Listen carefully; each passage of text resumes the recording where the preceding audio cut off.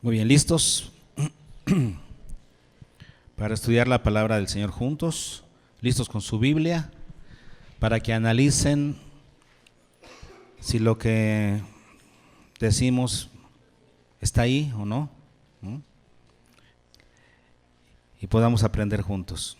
Hoy vamos a hablar, el tema de hoy es la conveniencia del amor.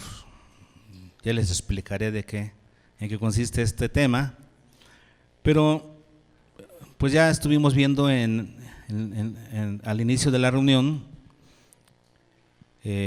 nos referimos al párrafo que estuvimos estudiando esta quincena pasada, que nos habla acerca justamente del amor al prójimo. Y se nos presenta por el apóstol Juan la práctica del amor. A ver si están todos de acuerdo, si ya están acá. Se nos presenta la práctica del amor como una prueba para saber si estamos en Cristo o no. ¿Se acuerdan de eso, verdad? Es algo que Juan está manejándonos. Acuérdense que Juan le escribe a la iglesia y lo que él intenta es que cada creyente pueda evaluarse para saber si realmente está en Cristo. Y hay algunas pruebas que Juan nos va presentando en su carta, que son pruebas objetivas. ¿Qué significa objetivas? Reales, claras, medibles, para que tú puedas comprobar si realmente estás en Cristo o no. Porque muchas veces nosotros utilizamos, para determinar eso, utilizamos pruebas subjetivas. ¿Qué significa subjetivas? Pues pruebas que nada más yo puedo comprobar, y eso de acuerdo a mi manera de pensar. Por ejemplo, yo siento o yo creo que estoy bien. No, pero ¿qué es lo que dice la Biblia? La Biblia es la que te va a decir si estás bien o estás mal. Esas son pruebas objetivas. Y aquí Juan nos ha presentado varias. Aquí tenemos en el párrafo que hemos estado estudiando una prueba contundente más. ¿Cuál es la prueba? Pues ya lo memorizamos, ¿no? El que ama a su hermano permanece en la luz y en él no hay tropiezo. Pero el que aborrece a su hermano está en tinieblas. No dice estará, está en tinieblas y anda en tinieblas y no sabe a dónde va, porque las tinieblas le han cegado los ojos. Son pruebas contundentes que nos da el apóstol Juan. La práctica del amor es una prueba contundente. Por eso el versículo 9 dice, el que dice que está en la luz y aborrece a su hermano, ¿qué dice? Está todavía en tinieblas. ¿Y saben lo que significa la palabra todavía? Esa palabra griega significa está ahora mismo. Sigue estando ahí. En otras palabras, él cree que ya cambió su situación de tinieblas a luz. Él cree. El que dice, pero no, como aborrece a su hermano, él debería saber que él está todavía en tinieblas. Ahora mismo está en tinieblas. No ha cambiado su situación.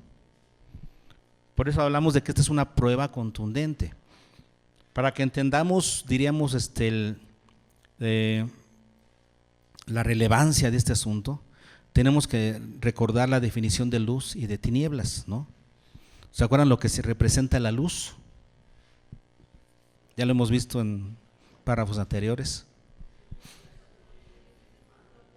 Lo que Dios es y demanda. Todo lo que Dios es y demanda está representado por la luz. Según lo que Juan escribe, nosotros entendemos, ¿verdad?, que la luz representa a Dios, lo que Dios es y lo que Dios pide. Todos los atributos de Dios, sus virtudes y sus requerimientos para el ser humano, todo eso es luz. Entonces, las personas que están en la luz, ¿qué significa? Que viven en buenos términos, viven de acuerdo, su estilo de vida es de acuerdo a lo que Dios es, a las virtudes de Dios y a lo que Dios pide.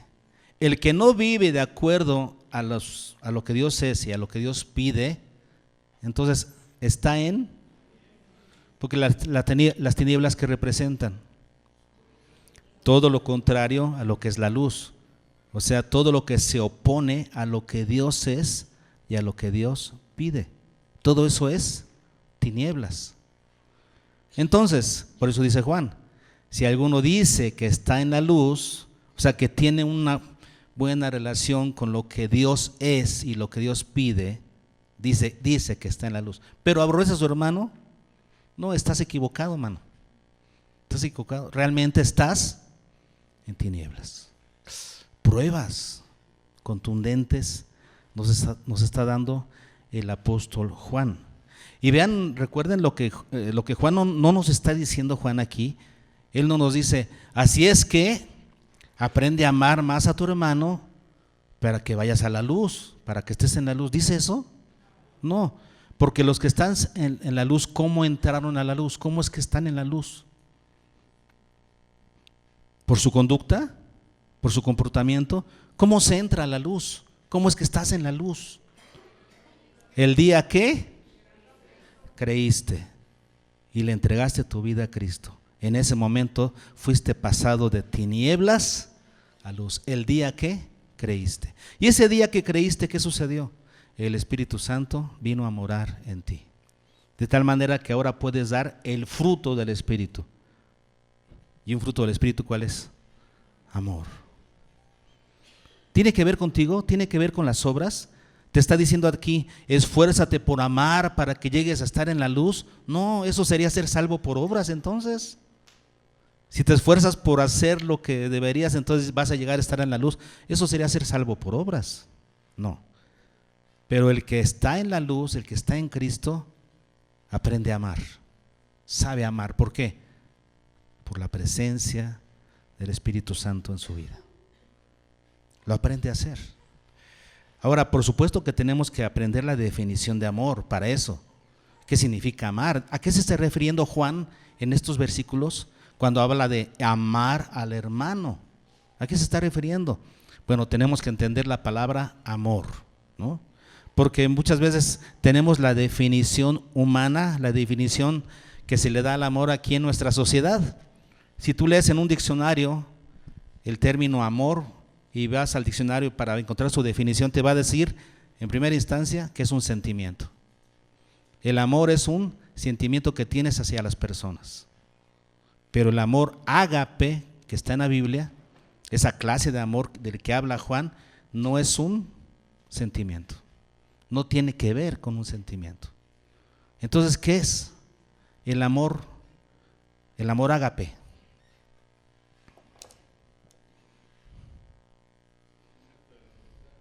Un acto de la voluntad. No tiene que ver con el sentimiento, es un acto de la voluntad. Tú decides amar. ¿Y cómo lo demuestras? Sirviendo. Porque de tal manera amó Dios al mundo que ha dado a su Hijo unigénito. ¿Cómo se demuestra el amor?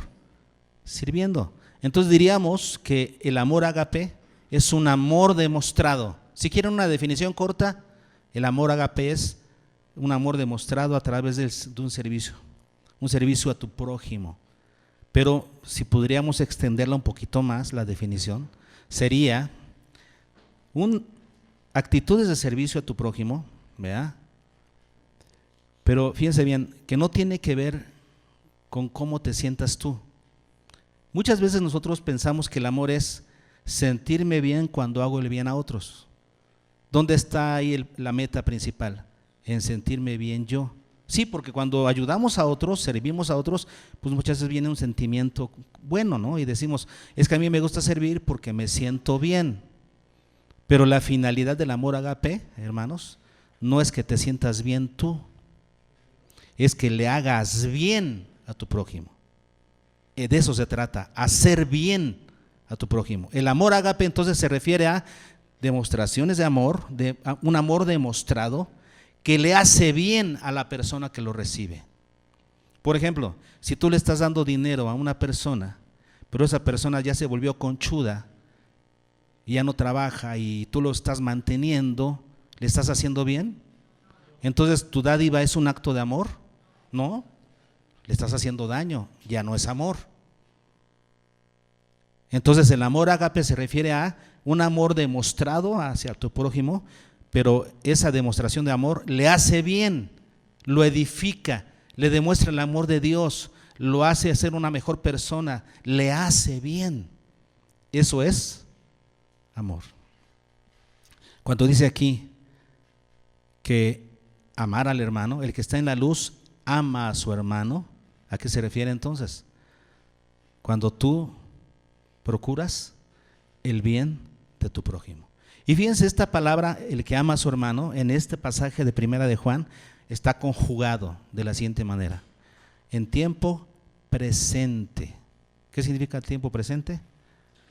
Nos habla de una acción continua. Tiempo presente significa una acción. ¿Cómo debemos amar al hermano si estamos en Cristo? Continuamente, de continuo.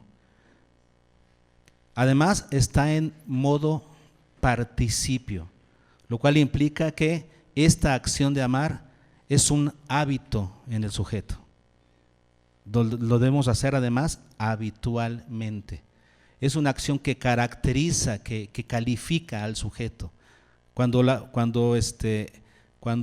esa acción de amar, diríamos, es un participio en el sujeto, la persona lo reconoce como alguien que sabe amar. Las personas dicen, esa persona ama, siempre ama, es habitual en él. Esas acciones de amor lo califican. A eso se está refiriendo Juan, a que el amor sea algo habitual en nosotros. Y además, hermanos, está en voz activa, significa que el sujeto realiza la acción. En otras palabras, debe ser esta una acción, ¿cómo podríamos decir? Intencional. No es que, se me salió y le hice bien a la persona, sin querer. No, es que debes querer. Está en voz activa, debe ser una acción intencional de tu parte para hacerle bien a la persona. Fíjense todo lo que significa esta palabra. Entonces se refiere a servir a tu prójimo, a hacerle un bien a tu prójimo, ¿verdad? De manera continua, habitual e intencional. Continua, habitual e intencional. Ahora, por supuesto que nosotros somos seres humanos y a veces fracasaremos en ello, ¿no? El único que ama de manera perfecta es Dios. Nosotros cometemos errores. Entonces podemos cometer un error, pecar contra el hermano, dejar de amarle, odiarle en algún momento, pero ¿qué sucede? El verdadero creyente se arrepiente de esa situación, se levanta pronto, deja esa actitud negativa y vuelve a la actitud de amor a su prójimo. Es una acción continua y habitual en el creyente. Lo contrario también es cierto, en la palabra el que aborrece a su hermano está conjugada igual. El que aborrece a su hermano también está en tiempo presente, modo participio, voz activa. Es la misma cosa. Es aquel que aborrece a su hermano de manera continua, habitual y además, ¿qué? Intencional. Si tú te das cuenta que aborreces a tu hermano de manera continua, habitual e intencional, ¿qué dices? No estoy en la luz. Ahora, de repente lo amas, pero habitualmente lo odias. Lo mismo con el amor. A veces puedes fallar en el amor, pero habitualmente amas. Porque repito, no somos perfectos. Nosotros no somos perfectos, pero habitualmente amamos. Sabemos amar, sabemos perdonar, entendemos el significado del amor porque el Espíritu Santo mora en nosotros. Eso está en el creyente. El que no es creyente, el que está en tinieblas, no sabe amar y por más que se esfuerce e intente hacerlo, no lo va a poder hacer porque es un fruto del Espíritu. A eso se está refiriendo el apóstol Juan. ¿Estamos bien hasta aquí? ¿Ya entendemos un poquito más lo que se refiere al amor? Ahora, el amor, para identificarse mejor, ¿verdad? Vamos a conocer una palabra clave que acompaña a la práctica del amor. Acompáñame por favor a Efesios capítulo 4 y 5. Efesios capítulo 5. Efesios capítulo 5. Y vamos a identificar vamos a encontrar una palabra clave que siempre está relacionada con el amor y que nos ayuda a identificar mejor esa práctica que debemos tener los que somos creyentes.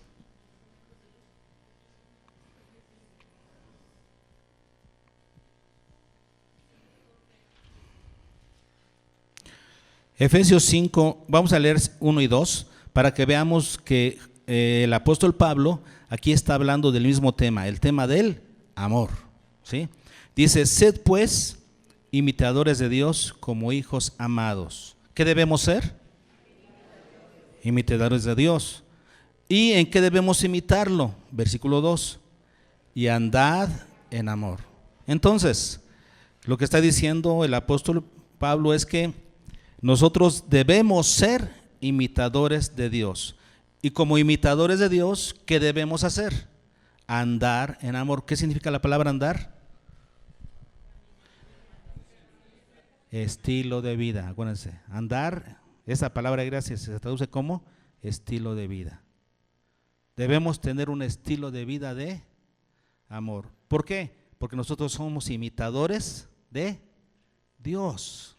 Y dice Pablo, como imitadores de Dios, anden en amor, tengan un estilo de vida de amor. Entonces estamos hablando del mismo tema de Juan, ¿no? Que Juan, es el mismo tema. Y vean cómo Juan pone el ejemplo de nuestro Señor Jesucristo. Así como dice Juan 3, ¿verdad? Porque de tal manera amó Dios al mundo que ha dado a su Hijo. Vean lo que dice aquí, y andad en amor como también Cristo nos amó. ¿Y qué hizo, hermanos? Por el amor. Se entregó a sí mismo por nosotros, ofrenda y sacrificio a Dios en olor fragante. Eso es amor. Un amor, ¿cómo? Demostrado. ¿Qué dijimos que es la definición de amor, ágape? Amor demostrado. ¿Qué hizo Jesús? Se ofreció por nosotros en amor, en la cruz. Ese es amor. Un amor que se entrega en servicio para hacer bien. El amor de Cristo nos hace bien. Bueno, hasta aquí vamos bien. Estamos hablando del tema del amor. Versículo 3. Pero fornicación y toda inmundicia o avaricia, fíjense, fornicación, toda inmundicia o avaricia, ¿qué dice? Ni aún se nombre entre vosotros, vean lo que sigue, como conviene a santos. Dijimos que el tema de hoy era la conveniencia del amor. Aquí nos está diciendo el apóstol Pablo que estas prácticas, fornicación, inmundicia y avaricia, ni aún se debe nombrar entre nosotros. ¿Por qué? Porque eso no conviene a los santos. La primera palabra aquí es conviene, y la tenemos en este versículo. Vamos a identificar la que sigue, después les voy a dar la definición, ¿sí? Versículo 4. Ni palabras deshonestas, ni necedades, ni truanerías que no convienen. Otra vez la palabra no. ¿Por qué no debemos hacer eso? Porque no conviene. ¿A quién? A los santos. ¿Ok? Y si vamos ahora, hermanos, a Corintios, ¿dónde están?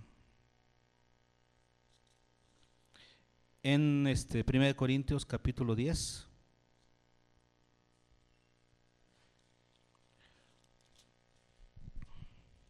El versículo 23. Todo me es lícito, pero no todo conviene. Otra vez viene la palabra conveniencia. ¿Y por qué sabemos que está hablando del mismo tema aquí del amor, el apóstol Pablo? Porque vean lo que sigue. Todo me es lícito, pero no todo edifica. Luego dice el 24, ninguno busque su propio bien, sino el del otro. ¿Cómo se traduce esto? Amor. Cuando tú no piensas en tu propio bien, sino en el del otro, ¿qué estás haciendo? Estás amando. En el tema del amor, otra vez aquí está el tema de la conveniencia.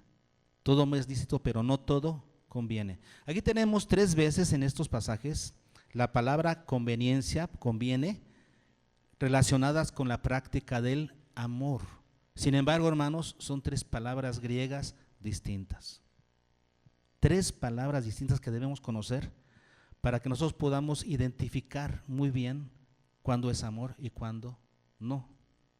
Vamos a ver esas tres palabras. La primera, la que se encuentra en Efesios 5:3, cuando dice que no, esas cosas ni se nombren entre ustedes como conviene a santos.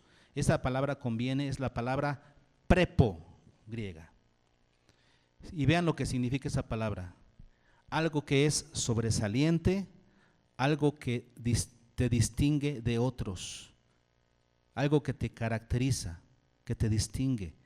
Entonces, cuando aquí el apóstol Pablo está diciendo ni fornicación, ni ese tipo de cosas, ni esas cosas ni se nombren entre ustedes, como conviene, o sea, como distingue a los santos. Eso quiere decir, los santos se distinguen por esto, porque entre ellos no se nombra, ni siquiera se nombra la fornicación, el adulterio, ni siquiera se nombra. Esos términos no están en su vocabulario. ¿Por qué? Eso es lo que distingue a los santos. A los que están en el mundo, a los que están en tinieblas, la fornicación, la avaricia y todas esas cosas, es lo que los distingue. A los santos los distingue el que ni siquiera eso es nombrado por ellos. ¿Estamos bien? Es lo que significa la palabra como conviene a santos, o sea, como distingue a los santos. Los santos se distinguen porque esas cosas ni siquiera se nombran. No las practican. El que sí practica esas cosas y las disfruta es el que está en tinieblas. Otra palabra griega, en Efesios 5:4, cuando dice el apóstol Pablo cosas que no convienen, esa palabra convienen, es la palabra aneco. Es otra palabra totalmente distinta que significa que no pertenece a, que no es adecuado a. Entonces, cuando el apóstol Pablo está diciendo ni palabras deshonestas, ni necedades, ni truanerías que no convienen, o sea, que no pertenecen al estilo de vida de los santos. La otra palabra, ¿qué significó?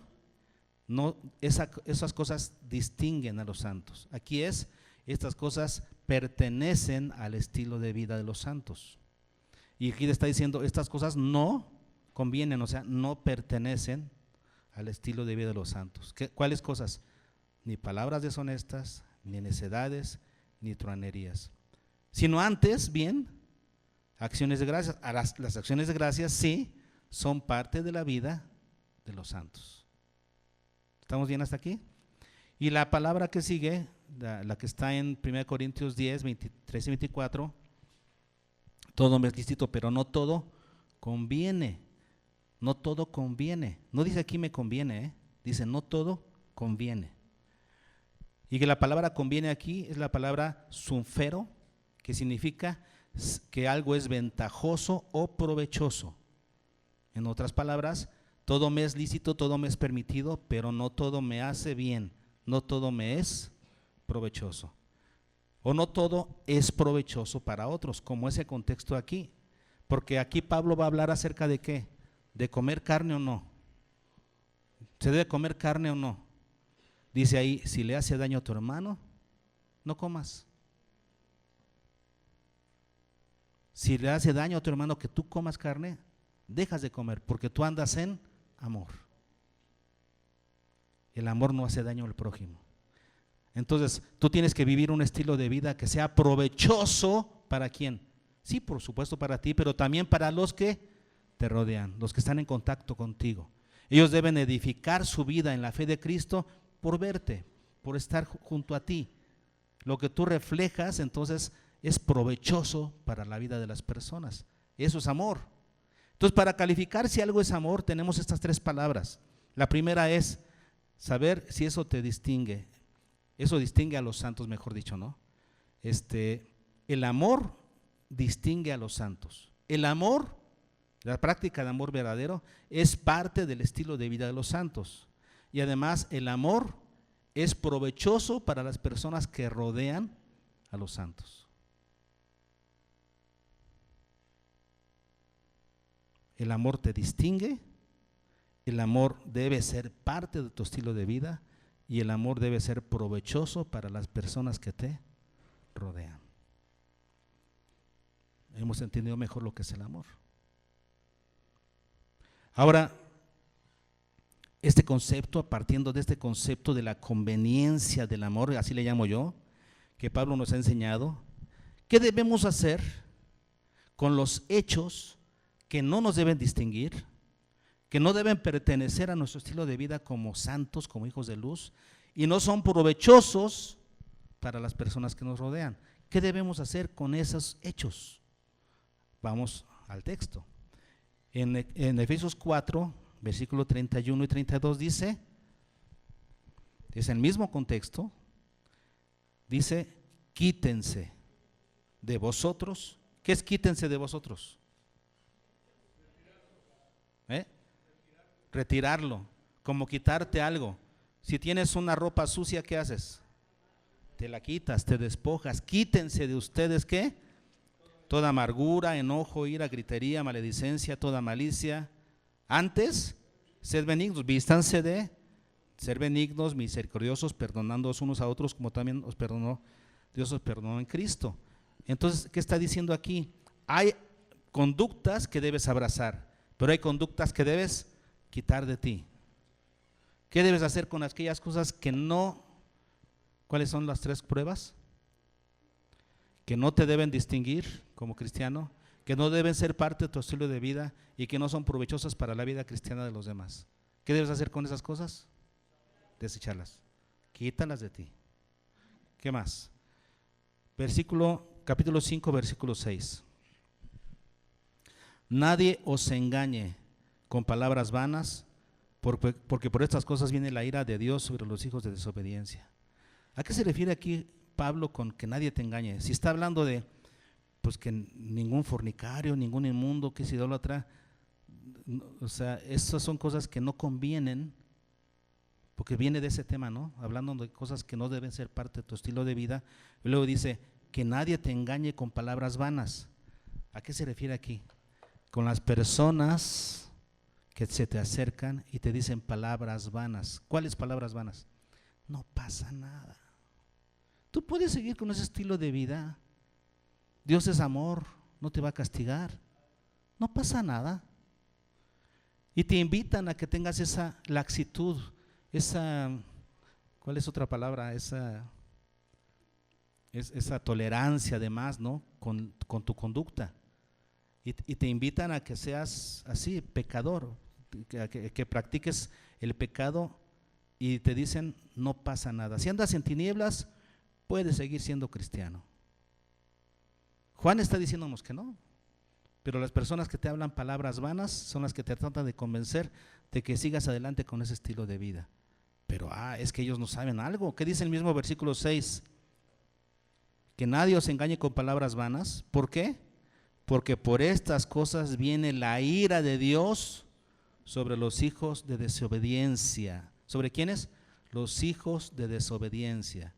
Aquellos que están en tinieblas, ¿cómo son? Desobedientes, es su naturaleza. Pero los que están en la luz, entonces, ¿cómo son? Obedientes. Debe ser obediente. Si la desobediencia es parte de tu naturaleza habitual, estás en tinieblas. Puedes desobedecer en un momento, sí, pero regresas a un camino de obediencia, a un estilo de vida de obediencia, porque los que están en la luz son obedientes. Entonces aquí dice que son hijos de desobediencia y entonces la ira de Dios va a venir sobre ellos. Entonces, ¿no pasa nada?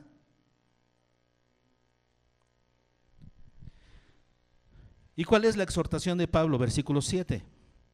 No seáis pues partícipes. O sea, no solamente despójate, no solamente está diciéndole Pablo, quítense de ustedes, sino también está diciendo, y no participes de esas obras. No participes de esas obras ni con las personas que las practican. ¿Por qué? Versículo 8. Porque en otro tiempo erais tinieblas. El mismo concepto de Juan lo tiene Pablo. En otro tiempo ustedes eran tinieblas, mas ahora son luz en el Señor. Entonces, ¿qué hay que hacer? Tener un estilo de vida de los hijos de luz. Eres un hijo de luz. Tu estilo de vida debe ser de un hijo de luz. Si no es así, es que no eres. Y luego dice el versículo 11, y no participéis en las obras infructuosas de las tinieblas. ¿Cómo son las tinieblas? ¿Cómo son sus obras? Infructuosas. ¿Qué significa eso? No llevan buen fruto, no son provechosas. Por eso no participamos de ellas, sino ¿qué hacemos? Sino más bien reprendedlas. ¿Qué hay que hacer con esas obras infructuosas? Reprendedlas. No te dé miedo. Padres, dile a tu hijo, no vayas. Hay papás que le tienen miedo a sus hijos. Voy a ir allá a la fiesta, voy a ir a... Y el papá, híjole, es que si le digo que no, me va a armar un relajo y se va a enojar conmigo, no me va a hablar. No, pues ya que vaya. ¿Así? Que no te dé miedo. Dile, reprende esas obras. ¿Qué significa reprender? Reprende esas acciones. Eso está mal, no vas. No tienes que ir, eso no te pertenece, ese lugar, esa compañía, esas acciones no te pertenecen, no son para ti. No vayas. Reprendedlas. Entonces, ¿qué hay que hacer, hermanos, con las cosas que no te deben distinguir como santo, que no deben ser parte de tu estilo de vida y que no son provechosas? ¿Qué hay que hacer? Quítalas de ti. Que nadie te engañe diciéndote que no pasa nada. No seas partícipes de esas obras ni con los que las practican, y más bien repréndelas. Esas obras hay que reprenderlas. ¿Ok? Muy bien. Entonces, hoy hemos aprendido acerca de el amor. Y hemos aprendido un concepto más, que es la conveniencia del amor. ¿Qué aprendimos, hermanos? Hagamos un resumen. Número 1, que los que están en la luz demuestran una actitud a favor del prójimo. Eso es amor, ¿no? Demuestran una actitud a favor del prójimo, la cual es constante, habitual e intencional. ¿Sí? Nuestro amor al prójimo es constante, habitual e intencional. No es perfecta, podemos fracasar, pero nos levantamos y seguimos adelante con la práctica del amor a nuestro prójimo. Número 2, que esa práctica del amor nos distingue como hijos de luz. Esa práctica del amor pertenece al estilo de vida de los que andan de luz, y además ese estilo de vida de amor es provechoso para las personas que tienen contacto con nosotros. Y número 3, que es por ello que todo lo que no representa al amor, ¿qué debemos hacer? Quitarlo de nosotros, no dejarnos engañar por los laxos, no participar con los que las practican, y más bien reprender esas obras infructuosas. Ya aprendimos entonces cómo practicar mejor el amor hacia nuestro prójimo. ¿Lo aprendimos? Ahora, ¿qué hay que hacer? Para que quede bien aprendido, ahora hay que practicarlo. Hay que practicarlo. ¿Y de quién aprendemos el amor, hermanos? De nuestro Señor Jesucristo. Aquel que dio su vida por nosotros y cuyo amor jamás nos faltará. Su gran amor jamás nos faltará. Nos amó tanto que envió a su Hijo a morir por nosotros. ¿Qué les parece si terminamos cantando de ese precioso amor de nuestro Señor?